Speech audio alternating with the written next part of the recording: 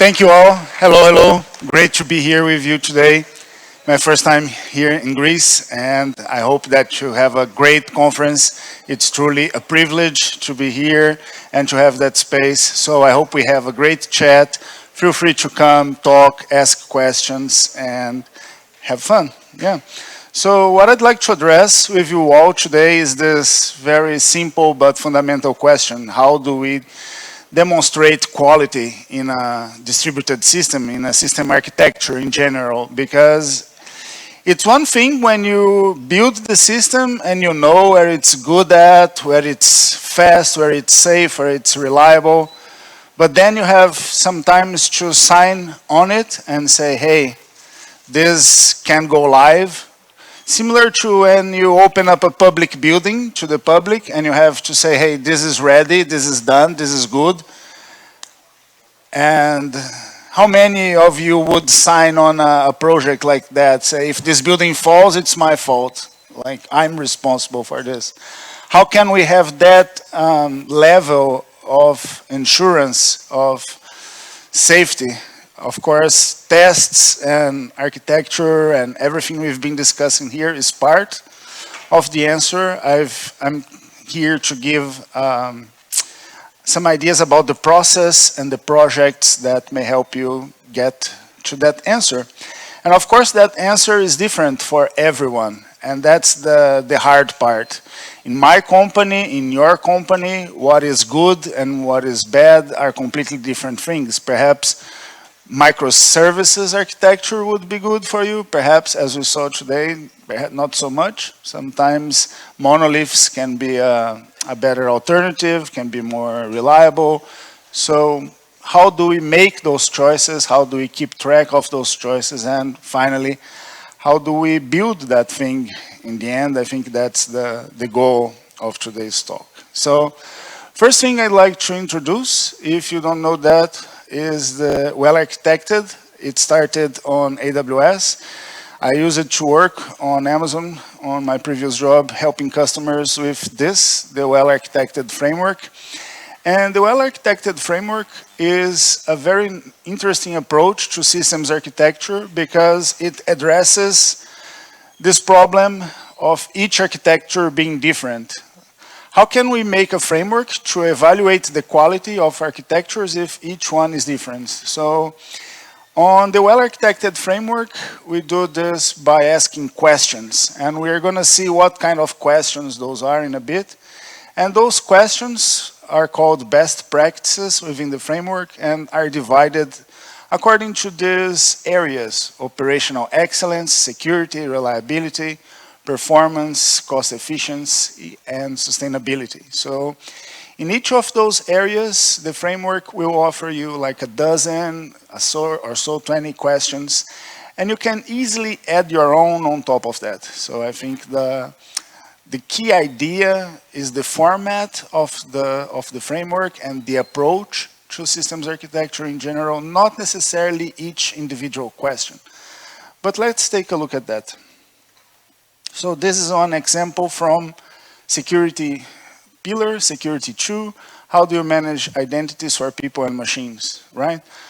Some companies may use LDAP, some companies may use Okta, some companies may use Amazon, Cognito, and IAM, and all that sort of stuff. So each one will have a different answer to how users are created, how security identities are managed. If the development team is small, if the development team is big, this can have a totally different face, right? So the key idea, again, is that we have one answer, one project, one kind of approach for this. And for each other question, for each other best practice, it will be something very similar. For example, how do you implement change? We just saw Argo CD and a whole talk about how to implement change with Argo CD and GitHub Actions and controlling how that flows goes and how is that automated. Or how do you choose the compute resources in your workload? For example, today we have containers, functions, and instances as compute resources in most apps. So when do we use Are you going to use this serverless thing, or you're all on containers, or do you need instances for some part of the thing? How do you choose an answer to that is a key area. That's the goal. And again, the key part is that the best practices are questions, are things you need to think about, not affirmations that you must or must not do. And as you collect that, it's like collecting a test bench, a test suite. You get assurances that the thing is a little better, a little better, a little better. And there's no amount of tests that will give you prevention of all bugs. So it's the same for architectural questions. You can reach the end of the questions and still not be quite sure about everything, but it's our job to add a little more questions, add a little more of detail. And in the end, if you have a good coverage of the framework, like with a good coverage of tests, you know that things should be okay, right? And you're in a better position to present the product, to say to the company what are the good parts, what needs to be better, and things like that, okay? So that's the key idea of the well-architected, and that's the process I suggest we follow. And it's not specifically, again, at all for Amazon. Azure will have the Azure well-architected framework with their optics on this, and every company will have a different interpretation of the framework. The idea, again, is the process. Build your framework, build your questions, take from all of them, all the providers, if you must, because the answers are yours. And the important part is the process, like digging those answers, connecting the people, getting the tools, mapping the problems, and the artifact itself, like the questions, the answers, it's important, but the actual processing of the thing is what actually makes a difference. But if we're talking about Kubernetes, as we are in this talk and the previous and many of them, isn't that specifically the Kubernetes job? Like, why do we need to talk about architecture at all? If I'm using Kubernetes, I think we should have that covered, right? So Kubernetes gives us all this cool stuff. Automated rollout, so I don't have to worry about putting code in nodes, service discovery, horizontal pod scaling, vertical scaling, load balancing, executing in batch, secrets management, integrated with many tools like Vault and so many others that were mentioned here, hybrid cloud integration, and an entire community of knowledge that we can grow and build upon. So what's the point of even going further? Like, well, we can see that there is a lot to do. If we take a look at the recent history of Kubernetes,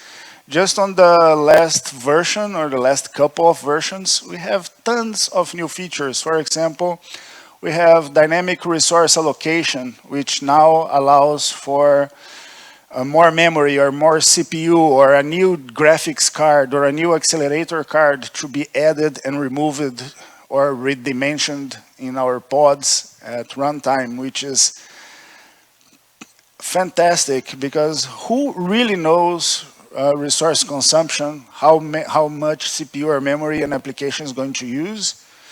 Well, if it's more than a super micro, if it's a relatively small app, it's already be totally unpredictable. Finalizers, endpoints for flags and status for better discoverability, better observability. Health check status of attached devices, like the health of your GPU, of accelerators in general.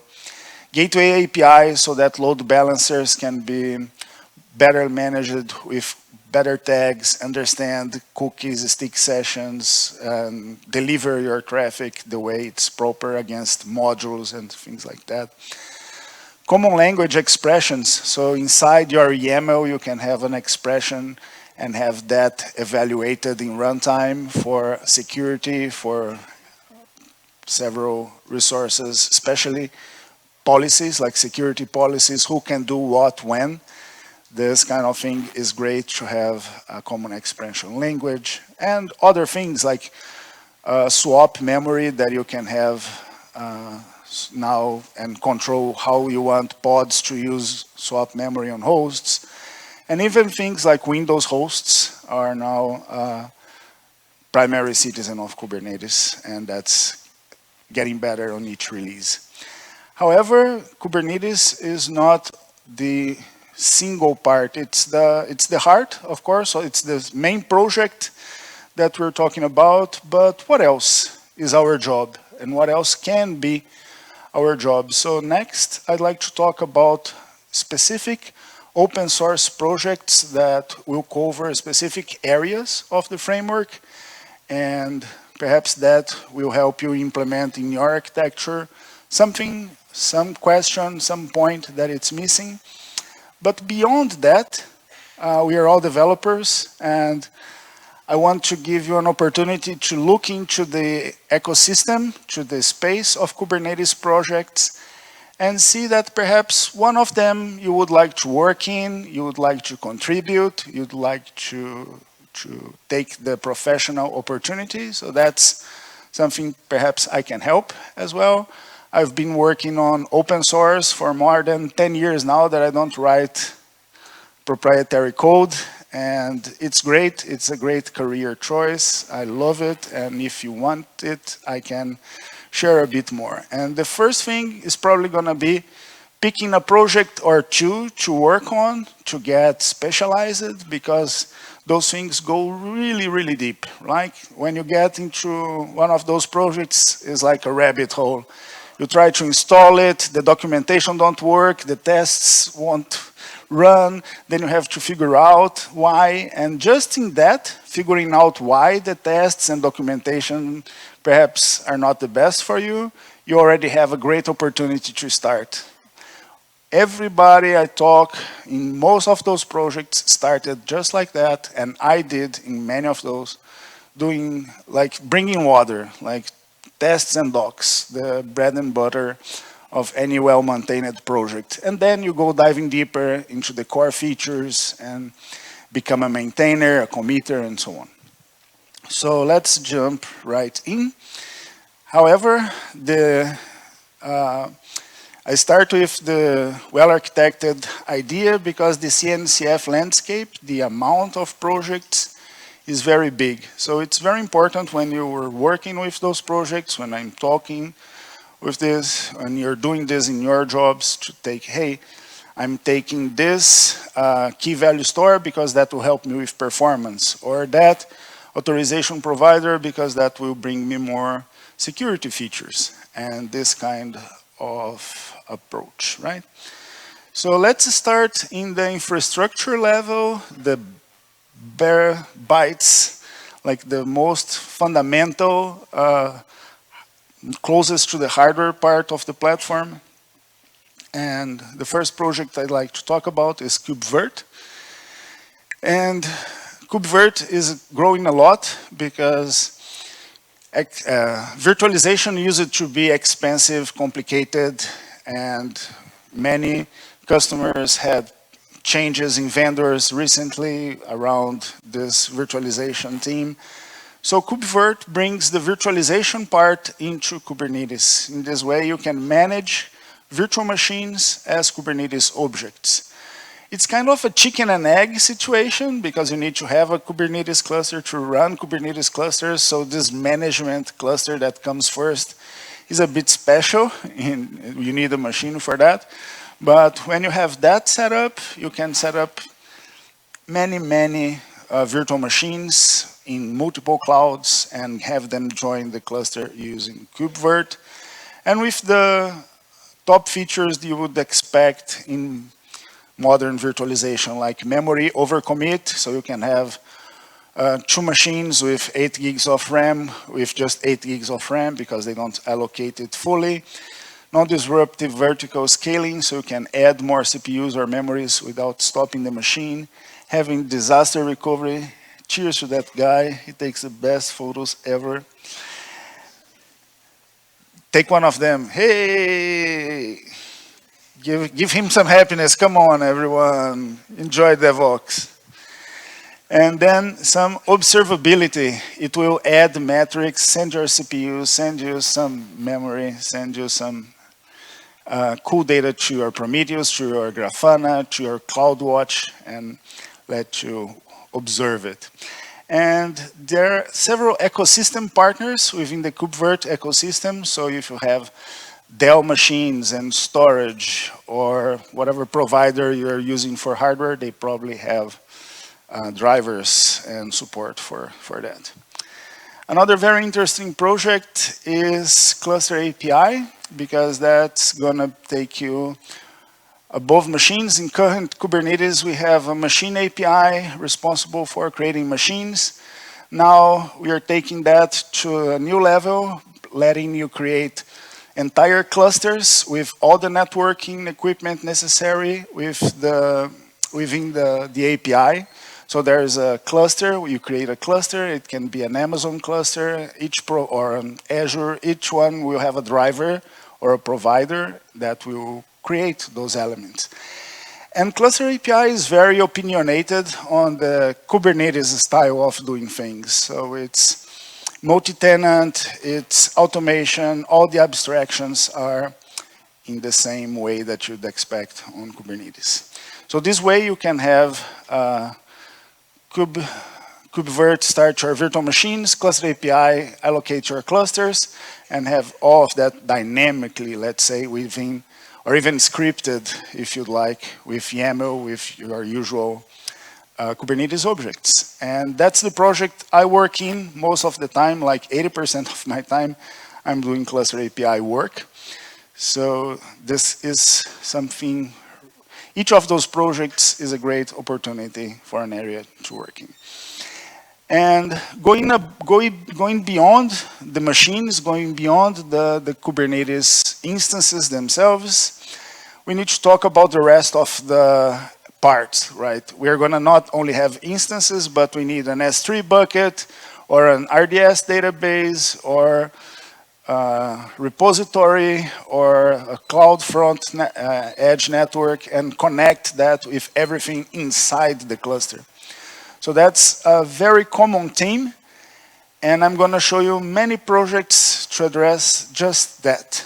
That's the declarative resources on Kubernetes, because there are a few different takes on it. The first one I saw, and a very popular one still, is AWS Controllers for Kubernetes, or ACK.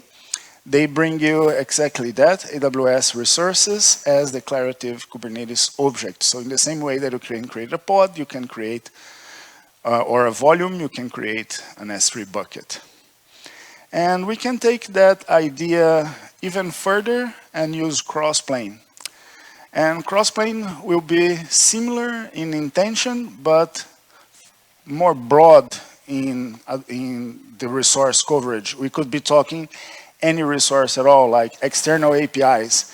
You need an Instagram account, LinkedIn connection, or image services APIs that you have outside. Anything that you need to provision and manage can be done by Crossplane, including AWS resources like S3. And the declaration will be a bit different, but the idea is kind of the same. However, Crossplane lets you plug in your drivers and not rely on the ACK-like pre-built in-tree drivers.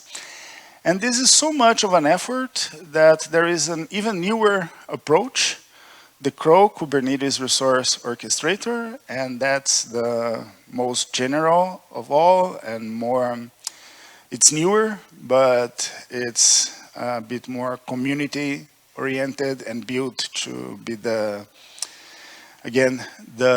one and only to rule them all, but it's a bit difficult to choose. So if you are more around AWS and don't need more resources, ACK may be ideal. If you need better coverage of existing resources, Crossplane may be better. If you want the latest and greatest with full-featured garbage collection and things like that, CRO will be your answer. And a lot of people is moving to Chrome. Still on the infrastructure level of things, we need to host images, and the open source project I use to host images is Quay. Quay also is hosted by Red Hat as an instance, so you can use that as you use Docker Hub and things like that, and it will provide hosting of your images, clustering, scanning, security, tag those instances, find them, a web UI, the usual things you need for hosting images, especially in cases where they're not open to the internet. So say you have a telecommunications company and you need to install clusters on your antennas, in the base of your antennas, or in distributed hospitals, or in a huge installation where you not necessarily have internet. So in this kind of scenario, good image registries may be really useful. Once we have an image selected and we need to boot a machine, the project that comes in is Ignition. So Ignition will take care of booting the first boot of the machine, like getting the bytes on the disk, first on the initial RAM file system, so it's really, really fast, and then the basics, file system, network, security of the machine. And a key aspect is that Ignition is idempotent, so it can be rolled out in a transaction, tested, rolled back if necessary. All of that is part of Ignition. And then it will boot up one specific operating system, one OS, and very frequently that's going to be a derivative of CoreOS. There are a few different flavors of CoreOS and even other operational systems for Kubernetes, of course. However, CoreOS was historically important and still is very important because it brought this container-first idea to operating systems. So CoreOS is meant to run only containers, not regular user applications. So it will have only the minimal OS necessary for that. So it's minimal, more secure, and key part is that it's, again, transactional. You can apply an entire tree of packages in or out of the OS. And it will have automatic updates. So the key here is that the world is changing in this mentality. Automatic updates used to be kind of a special case, now are becoming the norm. So it's better to always automatically update and eventually roll back than to not automatically update and have a CVE in production. So it's, in general, better to be wrong in the side of more secure. So it's better to apply the automatic updates, and CoreOS gives you the transactional feature so that if one update fails, you are certainly going back to the previous state that worked. So that's good, and it's integrated with modern Linux security like Policy Linux, SE Linux, exec-should, and so on. And very flexible. Again, you can run your choice. If you want the cutting edge features like the newest packages, everything is going to be available in Fedora, in the upstream distribution.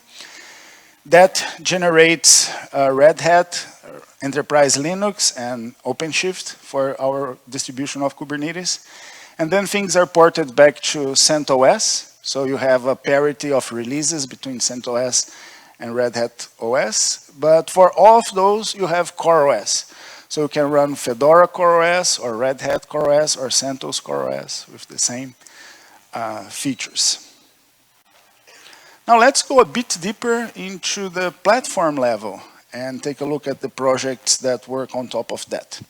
So once we have that bare bones networking machines and things set up, we have to run the container interface and our database. This is like the heart and brains of Kubernetes. And we use CRI-O a lot, container runtime interface implementation. And it will just be the part that starts your containers, very simple, but very important. A more detailed part of the process is etcd, our distributed key value store, the database behind Kubernetes, if you'd say. And this is an important part to dive into because here's where the performance and primarily performance, but also security issues lies. If you have an open source Kubernetes cluster going down or slow, or usually those runtime problems, like most of the times it's going to be on etcd, on the database, because the API server, the components, everything will just end there. And Kubernetes will have a very interesting notification mechanism, like a trigger. You can trigger on everything, so everything can trigger everything, and those changes can trigger more changes, and the thing can trigger and trigger and trigger. And that can accumulate in a lot of disk I/O. So it's very, very common to have etcd with a high queue in I/O and the entire system lagging down and things like that. So keep an eye on your etcd part of the cluster. How? Using OpenTelemetry. So OpenTelemetry will give you tracing, metrics, alerts, logs, and the flows of networking that you need to observe if the cluster is working well, if your application is working well. And OpenTelemetry, again, it's an open standard with several drivers where you can connect a lot of code. And the idea is, it doesn't matter really much if your logs are going to CloudWatch or to Grafana or to Kibana, but you have to have them, right? You have to store and process those logs automatically somewhere, right? So again, this idea of the well-architected being about how you answer each of those things, not specifically, doesn't matter so much which app. And one thing that's now interesting is that the Kubernetes API and other components are being instrumented for OpenTelemetry. So we are seeing now, we can now see Kube API traces on OpenTelemetry and things like that.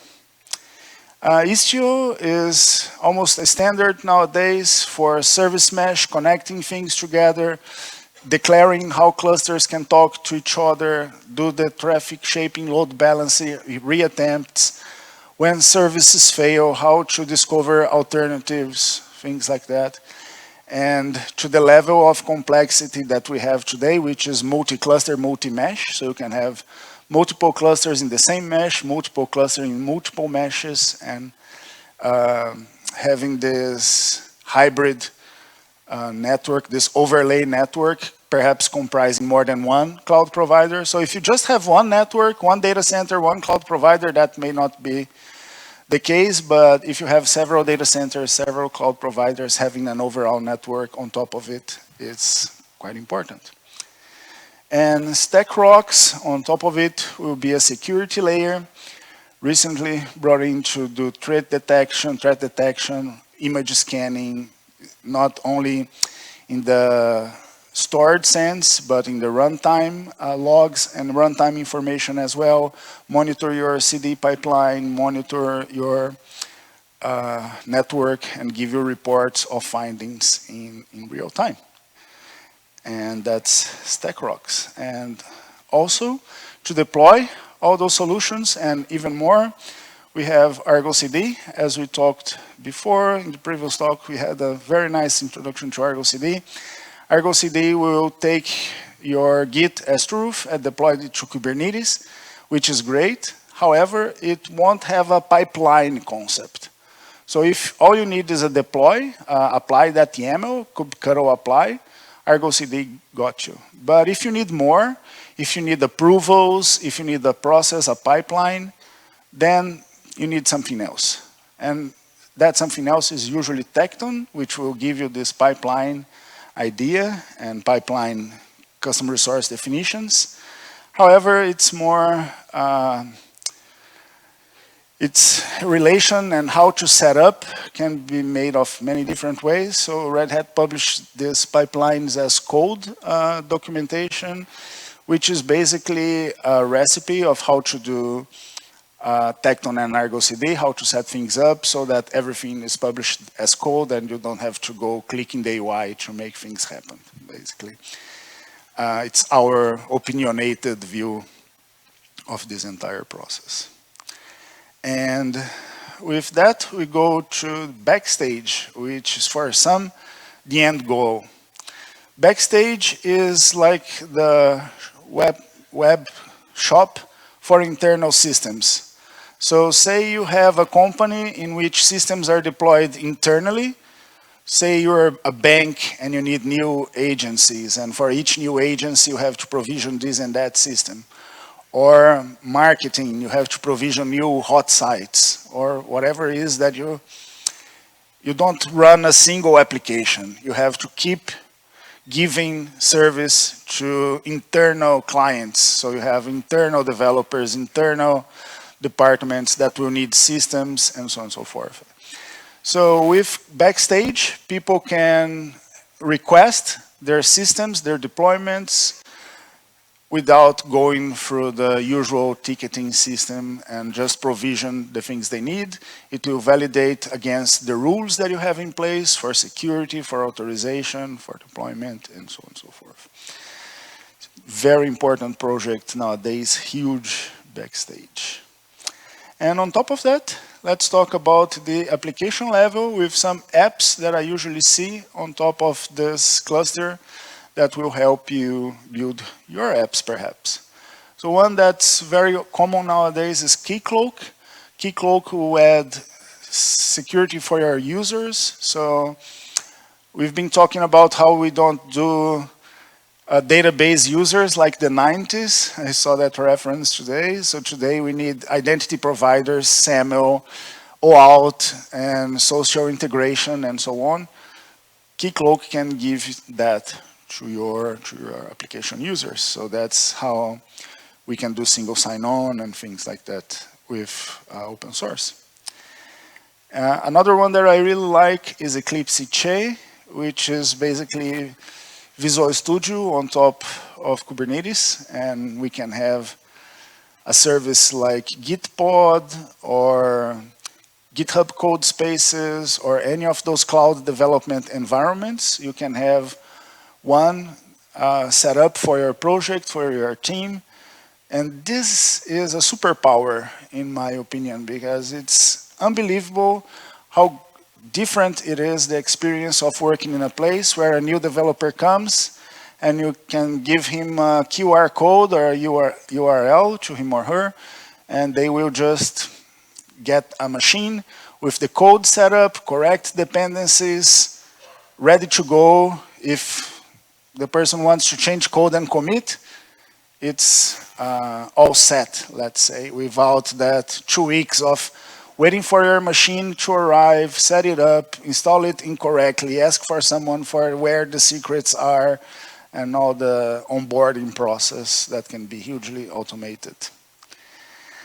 Open Data Hub. So this is the AI part of things, which is very important today, of course. I don't want to spend too much time. You're going to listen a lot about AI, and of course, all those open source projects are available.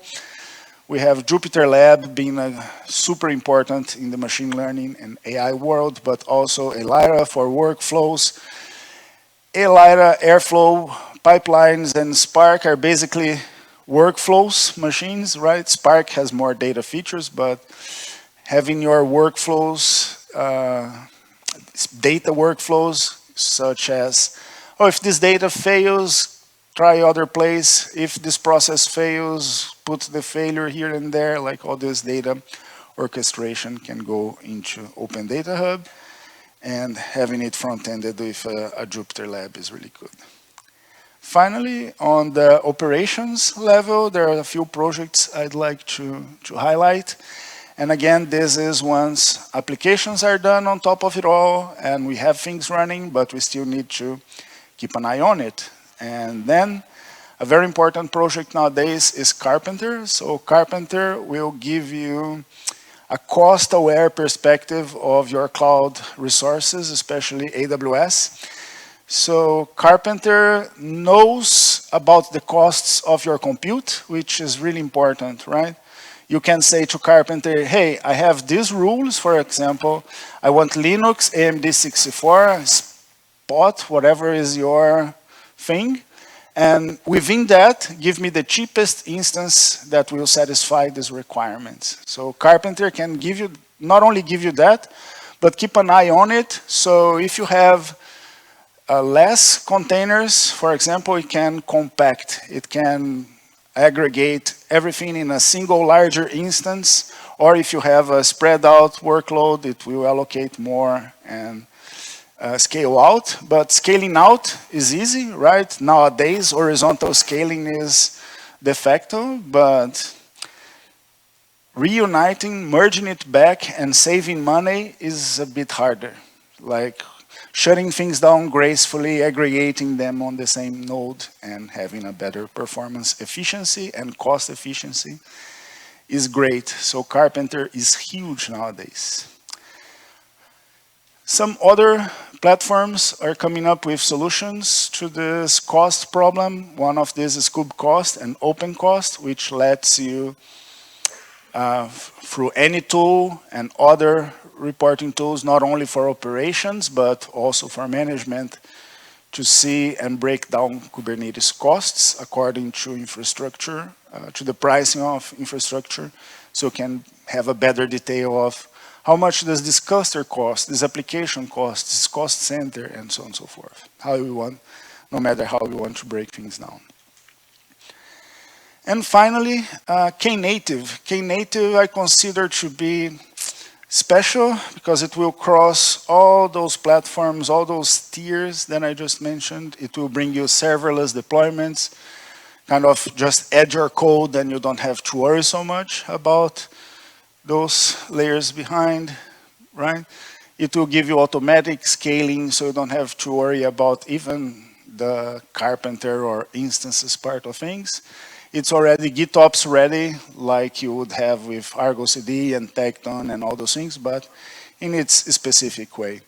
So it's very specific. It has its own development model, its own set of tools, which are a bit different from the rest, but it's huge. So if you're into serverless, if you like Lambdas, and if you like that on Kubernetes, Knative is certainly a very important project and a nice way to go. And yeah, so that's the idea for this talk. I'd like to show you some of the main and most active components of the CNCF landscape, so you can pick them for your well-architected platform. My name is Julio Faerman. I help people with open source projects and careers. I work at OpenShift at Red Hat, our Kubernetes distribution. Most of those projects, if not all, are supported by Red Hat at Red Hat OpenShift. So this is the stuff we built OpenShift with. It's not just me talking here. So if you need to use this with consulting, training, all the enterprise needs, you have that from Red Hat. And if you'd like to keep in touch, learn more, and watch some cool videos on faermanj.com, you can find me and keep in touch. And that's it. I hope you enjoyed. Thank you.